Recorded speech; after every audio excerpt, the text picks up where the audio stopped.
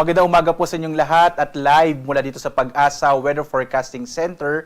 Narito na nga ang lagay ng ating panahon ngayong araw ng Linggo, August 17, 2025. At ang ating mga latest po na mga thunderstorm advisories ay makikita po natin dito sa may bahagi ng Central Luzon, gayon din sa may area ng Calabarzon at ilang bahagi ng Negros Island Region at Central Visayas at maging sa may Zamboanga Peninsula. Ito po ay inisyu natin sa mula sa iba't ibang mga regional offices ng Pag-asa at makikita rin natin naka-yellow heavy rainfall po dito sa may area ng southern part na Occidental Mindoro at southern part ng Palawan. Muli po, inaanyayahan namin kayo, bisitahin itong panahon.gov.ph kung saan makikita po natin yung mga latest na mga inisyu natin ng mga heavy rainfall warning, thunderstorm advisories, gayon din po itong mga rainfall information at mga general flood advisories sa buong bansa. So makikita nyo po ito dito sa ating website panahon.gov.ph. At sa ating latest satellite images, makikita po natin patuloy nating minomonitor itong low pressure area na nasa around 900 kilometers kanluran ng Central Luzon. Nasa labas po ito ng Philippine Area of Responsibility. Hindi natin ito inaasahang papasok pa ng PAR at ito ay patungo na sa may bahagi ng Vietnam or pwede rin po sa may southern part ng China.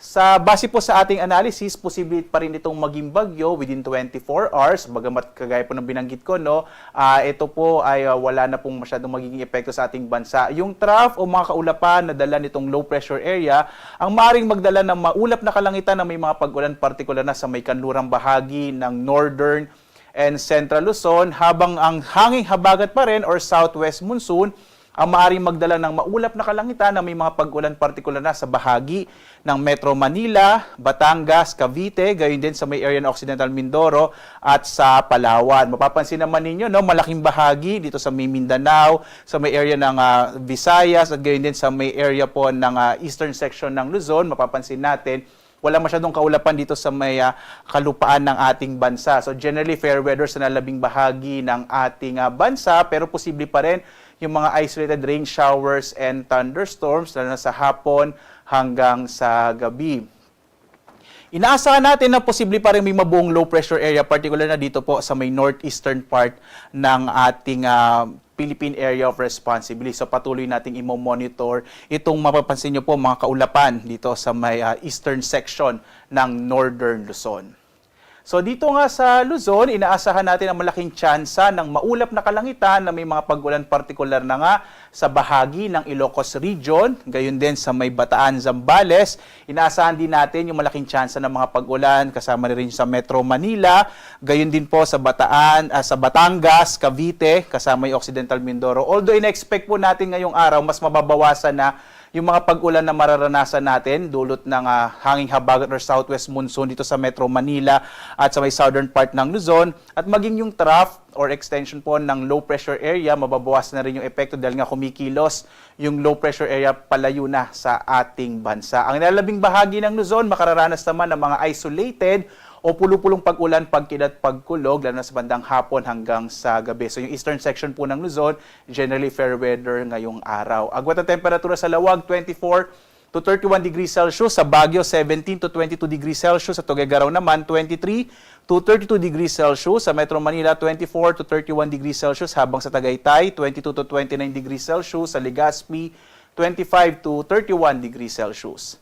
Sa bahagi naman ng Palawan, inaasahan natin ang malaking tsansa ng mga pag-ulan na dulot ng hanging habagat or southwest monsoon. Agwat ng temperatura sa Kalayaan Islands, 24 to 29 degrees Celsius, habang sa Puerto Princesa, 24 to 29 degrees Celsius. Ang malaking bahagi naman ng Kabisayaan ay makararanas ng generally fair weather sa araw na ito, pero posible pa rin yung mga isolated rain showers and thunderstorms sa hapon hanggang sa gabi. Agwat ang temperatura sa Iloilo, 25 to 31 degrees Celsius. Sa Cebu naman, 26 to 32 degrees Celsius. Habang sa Tacloban, 25 to 32 degrees Celsius.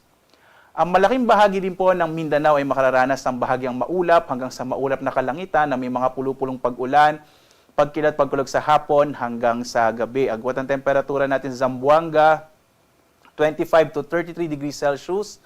Sa Cagayan de Oro City naman, 23 to 32 degrees Celsius, habang sa Davao nasa 24 to 32 degrees Celsius. Sa lagay naman ng ating karagatan, wala po tayong nakataas na gale warnings anumang bahagi ng ating kapuluan. maaaring pumalaot yung mga sasakyang pandagat at mga bangka sa mga baybayin ng ating bansa. Inaasahan naman natin na katamtaman na magiging pag-alon ng karagatan sa may western and northern section ng Luzon. Habang ang nilalabing bahagi ng ating bansa ay banayad hanggang sa katamtaman na magiging pag-alon ng ating karagatan. Narito naman po yung ating inaasahang magiging lagay ng panahon in the next 4 days. Makikita po natin na bukas magiging generally fair weather sa malaking bahagi ng ating bansa. Dahil sa paglayo nitong low pressure area patungo sa may area ng Vietnam at posibleng pagbuo ng isang low pressure area naman dito sa may silangang bahagi ng Northern Luzon, posibleng yung mga kaulapan ay magiging concentrated lamang po dito sa may offshore o sa may karagatan. Dahil po doon mababawasan yung kaulapan dito sa may area sa landmass po or sa kalupaan ng ating bansa. Kaya po bukas generally fair weather sa malaking bahagi ng Pilipinas, pero posible pa rin yung mga thunderstorm sa hapon hanggang sa gabi. Pagdating po ng araw ng Martes hanggang Miyerkules, yung intertropical convergence zone ang inaasahan natin na magdadala ng mga pag-ulan, particular na sa may bahagi ng Visayas at Mindanao.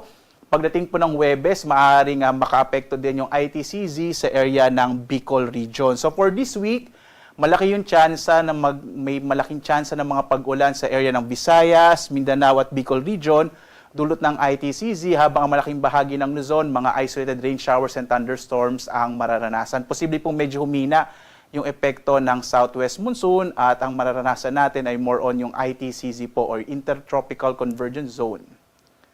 Samantala, ang araw natin ay sisikat mamayang 5:43 na umaga at lulubog, ganap na 6:18 ng gabi.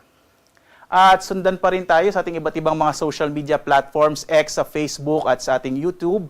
Gayun din sa ating dalawang websites, pag-asa.doc.gov.ph at ang panahon.gov.ph, kung saan makikita nyo ang lahat po ng ating mga ini-issue ng mga thunderstorm advisories, mga heavy rainfall warnings, gayon din yung mga rainfall information at general flood advisories sa buong bansa. At live na nagbibigay update mula dito sa Pag-asa Weather Forecasting Center. Ako naman si Obet Badrina. Maghanda po tayo lagi para sa ligtas na Pilipinas. A blessed Sunday po sa inyong lahat at maraming salamat sa inyong patuloy na pagsubaybay.